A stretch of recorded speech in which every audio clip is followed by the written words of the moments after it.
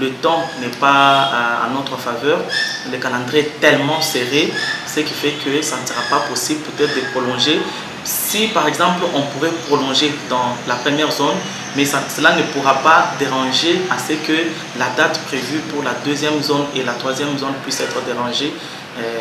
Je sais que la CENI va faire un effort pour qu'il n'y ait pas un retard dans le calendrier afin qu'on ne puisse pas donner l'occasion à ceux qui toujours voient les choses d'un mauvais œil, qui puissent avoir une opportunité de s'en saisir. Est-ce que finalement on ne risque pas de donner raison à ceux qui parlaient, notamment Fayoulou et les autres, qui ont dit que 3 mois pour l'enrôlement prévu par la CENI, c'est trop peu? Est-ce qu'à ce rythme-là, on ne risque pas de prolonger? Parce qu'il y a déjà même la société civile dans cette première zone qui demande le prolongement parce que jusqu'aujourd'hui, on n'a pas enrôlé assez d'électeurs. Oui, jusque-là, nous sommes conscients qu'on n'a pas enrôlé assez d'électeurs. Il y a une lenteur dans le processus. Mais s'il faudrait prolonger, ça ne sera pas dans le sens de déranger le calendrier électoral. C'est-à-dire comme c'est subdivisé en trois zones, c'est-à-dire que même si dans la première zone, on continuerait les opérations d'enrôlement pour rattraper le retard et puis récupérer tous les électeurs disponibles, les opérations peuvent continuer de l'autre côté, mais que cela ne puisse pas déranger aussi la date prévue pour le début dans d'autres zones qui restent, afin que nous ne puissions pas aller au-delà. Alors, nous allons parler de l'Union Sacrée. Vous êtes de l'Union Sacrée. Apparemment, vous avez eu un grand coup au sein de l'Union Sacrée avec le départ du grand parti Ensemble pour la République de Moïse Katumbi. Pas du tout, monsieur le journaliste. Comme vous le savez, dans la politique, les alliances se font et se défont. Il peut y avoir une alliance le matin et à midi, ou bien le soir. Cette alliance-là peut se défaire, c'est ça la politique. Si à ce jour nous pouvons enregistrer les départs de certains partis au sein de l'Union Sacrée, mais nous avons aussi d'autres partis qui naissent du jour au jour. C'est ce qui fait que les départs des autres là, dont vous êtes en train de parler, c'est juste 2 gouttes d'eau dans l'océan. C'est-à-dire qu'au sein de l'Union Sacrée, comme vous le savez, il y a beaucoup de partis au sein de l'Union Sacrée. Si, admettons, à ce jour, sur 400, 500 partis qui seraient à l'Union Sacrée, au sein de l'Union Sacrée, et que 2 partis politiques, 3 ou 4 ou 5 pouvaient se retirer, c'est vraiment une goutte d'eau dans l'océan. Ça veut dire que ça ne nous dérange pas du tout et puis ça ne bouge pas du tout les lignes de l'Union Sacrée qui ne jure que sur la réélection du président Félix Tshisekedi. Ce départ Ensemble de Moïse Katumbi a entraîné des départs, des démissions au sein du gouvernement national et même provincial. Est-ce que ce ne sont pas des têtes grises, des têtes pensantes que le gouvernement a perdu quand même? Dire que leur départ pourrait déranger l'évolution du gouvernement ou bien non, pas du tout. Il y a beaucoup de têtes pensantes en République démocratique du Congo. Si à ce jour un tel parti résiste, se retire et ils demandent à ses membres de se retirer de leur poste qu'ils ont acquis par nomination, et c'est tout à fait normal. Là, ça ne pose aucun problème et nous encourageons ces gens-là. Et c'est ce qui fait que si à ce jour, par exemple, il y a ceux qui, par exemple, leur parti a déjà donné des mots d'ordre, ils sont partis de l'Union Sacrée et qu'ils ont acquis ces postes-là grâce à leur appartenance à l'Union Sacrée, qui est la vision du chef de l'État, et que leur parti aurait déjà donné un mot d'ordre et qui jusqu'à ce jour résistent à leur poste. Moi je pense que ça serait maladroit. Il faudrait qu'ils puissent carrément donner leur couleur, leur position.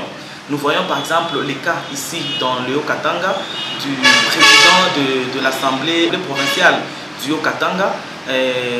Il est de l'ensemble, mais il est aussi président du bureau provincial de l'Assemblée. Alors, il ne peut pas, parce que comme vous le savez, il y a 2 postes qui reviennent à la majorité et des postes qui reviennent à l'opposition. Une fois qu'on bascule déjà du côté de l'opposition, il y a de ces postes-là qu'on ne peut plus occuper. C'est-à-dire qu'il serait mieux que le président de l'Assemblée provinciale du Haut-Katanga puisse aussi se prononcer. Il reste député, élu du peuple, mais par rapport au poste au niveau du bureau là, il faudrait que les députés de l'Union sacrée, là, nous demandons aux députés de l'Union sacrée qui sont dans l'Assemblée provinciale, qu'ils puissent maintenant penser à refaire le bureau de l'Assemblée pour élire à la tête de ces bureaux quelqu'un qui soit de l'Union sacrée. C'est très important. Et il y a un autre fait aussi, il y a ce boycott du FCC qui ne veulent pas participer au processus électoral, notamment à l'enrôlement. Ils ont carrément refusé d'y aller.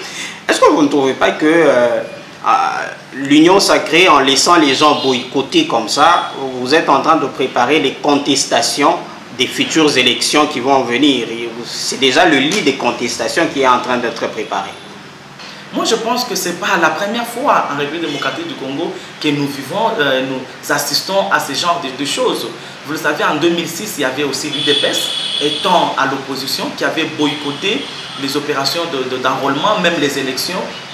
Ils avaient même refusé à certains de ses membres qui avaient postulé de ne pas siéger dans les différents hémicycles.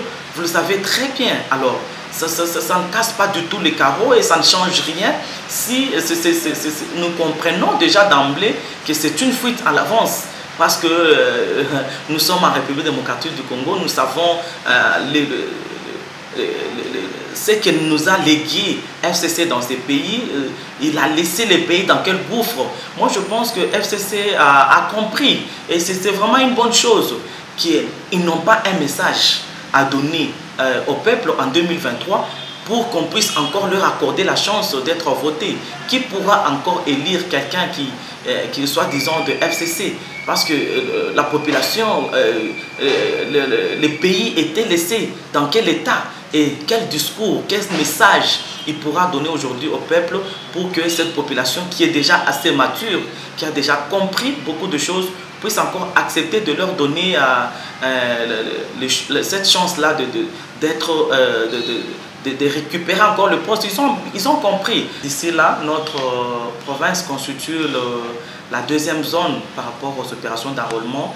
Le message que je pouvais avoir, c'est de profiter de votre micro pour demander à toute la population, à travers toute la République et surtout la population du Haut-Katanga, d'aller massivement se faire enrôler, qu'ils puissent vraiment ne pas suivre la distraction de certains partis politiques qui savent qu'ils n'auront plus de messages, qui n'ont plus la confiance de la population, et qui boycottent les opérations d'enrôlement. Mais ne donnez pas votre oreille à ce genre de choses. Allez-y, allons-y, nombreux, massivement nous faire enrôler, parce que c'est avec cette carte-là que nous pourrions maintenant, le 20 décembre, aller voter les gens de notre choix et puis sanctionner, parce que nous voulons renouveler cette classe politique. C'est à travers les élections que nous pourrions le faire. Alors les élections commencent par les opérations d'enrôlement. C'est pour cela que nous demandons à tous les Congolais, bote ba mama ba toto biana shibote ma enrôlement ikunanza apa Lubumbashi na Katanga mote ikunanza le 25 janvier twende shibote, surtout ba mama mina misi mina milomba na ba biana twende ba mingi mu ma bureau ya enrôlement tout de faire enrôler. Merci beaucoup.